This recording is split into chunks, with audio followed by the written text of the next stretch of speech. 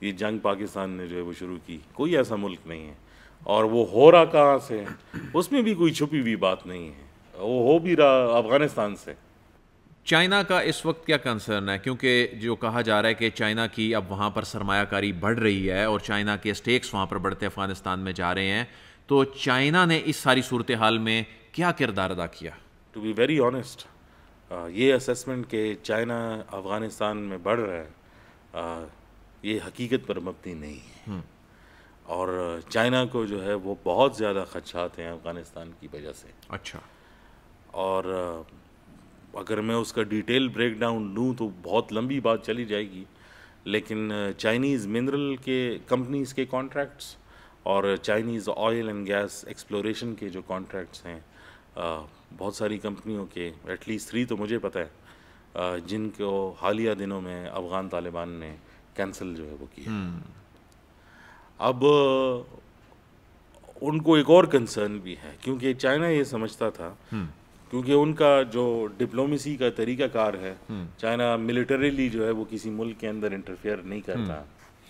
وہ یہ سمجھتے تھے کہ اگر افغانستان کو یا افغان جو انٹرم گورنمنٹ ہے اس کو سی پیک میں جو ہے وہ انکلوڈ جو ہے وہ کر دیا جائے تو ایسا ہوگا کہ شاید یہ ٹیررزم کا پرابلم جو ہے یہ ختم ہو جائے وہ گا, اسٹیک ہولڈر بن جائیں گے.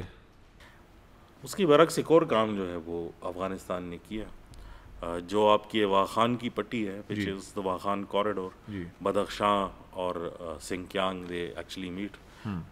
چائنا نے وہ بارڈر تقریباً 17 سال سے بند کیے ہوئے ہیں, کیونکہ ان کا اپنا ایک ہوم گرون جو ہے وہ ٹیررزم کا ایک فنومینا ہے جو بن رہا ہے. افغانستان نے ان سے یہ ریکویسٹ کی کہ جو تورخم اور چمن کے جو بارڈرز ہیں یہ ڈسپیوٹڈ ٹیریٹری ہے, تو لہٰذا ہم اسے ٹریڈ نہیں کرنا چاہتے ہیں. آپ پاکستان کو بائی پاس کر کے جو ہے واخان کوریڈور سے ہمارے ساتھ ڈائریکٹلی جو ہے یہ ٹریڈ کریں. تو چائنا کے لیے بھی ایک کویشچنیبل سلوشن ہے کہ آیا وہ پاکستان کے لیے جو افغانستان کے لیے پاکستان کا پورا چائنا اکنامک کوریڈور جو ہے وہ کر they like.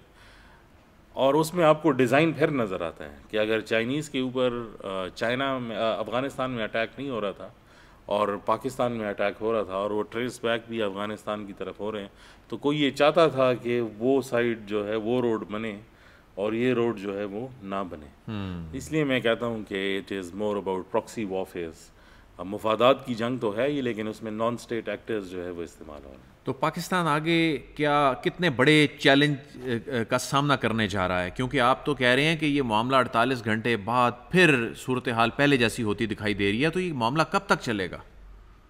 To be very honest, آپ کا جو جواب ہوگا وہ میرے جواب it will be the same, کیونکہ ہمیں نہیں پتہ کہ آگے کیا ہونے والا ہے. کیونکہ اس ٹائم پر جو سٹیکس ہیں اور جو سچویشن نظر آ رہی ہے اس میں مجھے کوئی سلوشن نہیں نظر آتا ہے. somebody who looks at the subject, T T P for example, اگر باقی چیزیں چھوڑ بھی دیں, صرف ایک ہی سبجیکٹ کو لے لیں, اس سارے جو ایک پورا نیٹ ورک ہے, اسکیما ہے, اگر اس میں سے ٹی ٹی پی کو بھی نکال کے لے کر آتے ہیں کہ چلیں ٹھیک ہے افغانستان ہمیں یہ گارنٹی دے کہ ٹی ٹی پی کو جو ہے ہم ختم کر دیں گے, تو یہ افغان طالبان کے لیے پاسبل نہیں ہے.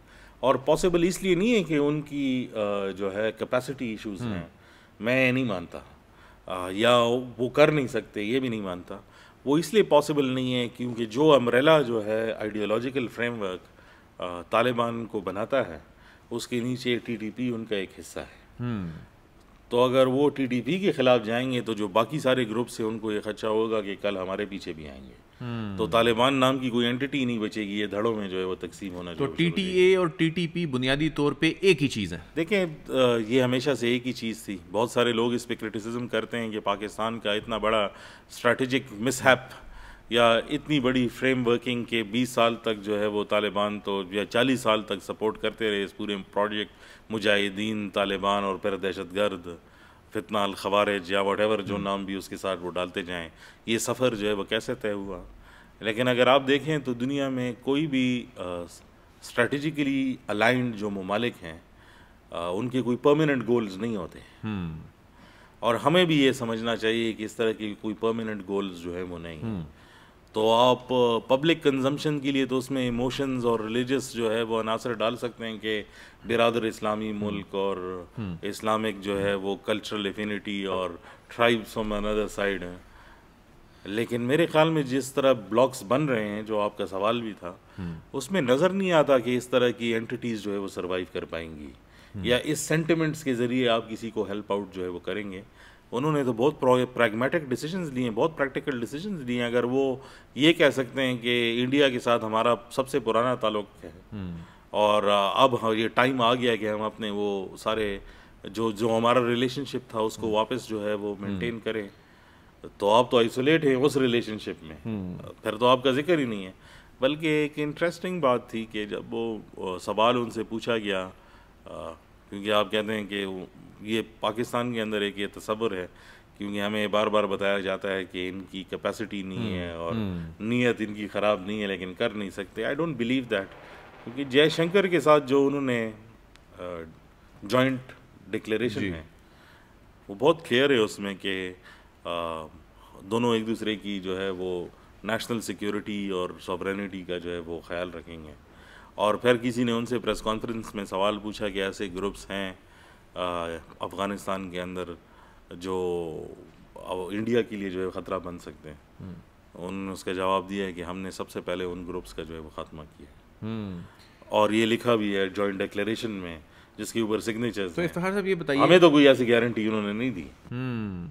افتخار صاحب یہ بتائیے کہ طالبان کے اندر کہا جا رہا ہے کہ اختلافات بھی ہیں اور ابھی رجیم چینج کے حوالے سے کیا سرائیاں سننے کو مل رہی ہیں. کیا اس بات کا امکان ہے کہ طالبان حکومت کا جو رجیم ہے یہ تبدیل ہو سکتا ہے؟ ہو تو سکتا ہے, ہو تو سب کچھ سکتا ہے, دیٹ از ناٹ پاسبل. لیکن اس کو انڈرسٹینڈ کرنے کے لیے آپ کو طالبان کا جو گورننس کا فریم ورک ہے اس کو سمجھنا جو ہے وہ بہت ضروری ہے, کیونکہ اٹس بیسیکلی یہ تھیوکریٹک آئیڈیولوجیکل اسٹیٹ جو وہ بنانے کی کوشش جو ہے وہ کر رہے ہیں, جس میں امیر ہے اور اس کے نیچے باقی سارے ماتحت ہیں. تو جو ریلیجس ڈیسیجنز ہیں اس میں تو آپ جو ہے انٹرپریٹیشن کے لیے انہوں نے کوئی اسپیس نہیں چھوڑی. تو اگر ویمنز ایجوکیشن ہے تو امیر کے نزدیک اس کی انٹرپریٹیشن جو ہے وہ یہ ہے کہ یہ ہم نہیں کر سکتے تو بس نہیں کر سکتے, اس کو آپ چیلنج نہیں کر سکتے. لیکن اس کے اندر جو اسٹرکچرل چینجز ہے گورننس سے ریلیٹڈ, اس پہ آج سے چند مہینے پہلے سوال جو ہے وہ اٹھتے تھے کہ فلانے کو یہ کیوں دیا ہے, فلانے کو وہ کیوں دیا. اس کے اوپر اب کویشچنز جو ہے وہ آنا شروع ہو گئے ہیں. اوکے, پہلے یہ کویشچنز جو تھے وہ بند کمروں کے اندر جو ہے وہ ہوتے تھے جس کی خبر صرف باہر آتی تھی. اب اس میں اسٹیٹمنٹس جو ہے وہ ڈائریکٹلی جو ہے وہ باہر آنا شروع ہو گئی ہیں. بلکہ حالیہ دنوں کے اندر جب انہوں نے انٹرنیٹ جو ہے وہ 48 گھنٹوں کے لیے بلاک کیا, کچھ انٹرنیشنل پریشر اور کچھ عوام کی وجہ سے, اور کچھ جو انویسٹرز افغانستان کے ساتھ لگے ہوئے ہیں, انہوں نے ان کے منسٹرز اور پرائم منسٹر کو کہا کہ بھائی یہ کھول لیں. تو انہوں نے اس کی برعکس کے وہ سپریم لیڈر کا کمانڈ تھا کہ انٹرنیٹ جو ہے آپ بند رکھیں, انہوں نے انٹرنیٹ کھلوا دیا, جس کے اوپر وہ بحث مباحثہ جو ہے افغانستان کے اندر چلا. ان سملر پیٹرن بہت سارے افغان طالبان یا افغان عوام کے اندر جو انڈیا کے ساتھ جو ریلیشن شپ بنانے جانے کی کوشش کی جا رہی ہے, اس میں ایسے ایلیمنٹس ہیں جو اس کو پسند نہیں کرتے. اچھا, وہ یہ بتائیے کہ طالبان کے اندر کتنے گروپس ہیں؟ ایک عام آدمی یہ جاننا چاہے اگر کہ کتنے گروپس پہ مشتمل ہیں اصل میں, اور لیڈنگ پوزیشنز میں کون کون سے ہیں؟ دیکھیں, جو افغان طالبان ہیں, ایک تو ان کی ایتھنک جو لینیج ہے میجورٹی ڈومیننٹلی پشتونز ہیں, ایک ایتھنک ڈیوائڈز ہیں, اور اس میں جو انہوں نے کریک ڈاؤن بھی کیا ہے وہ تاجک اور ازبیکس کے خلاف کیا ہے جو اپنے طالبان تھے.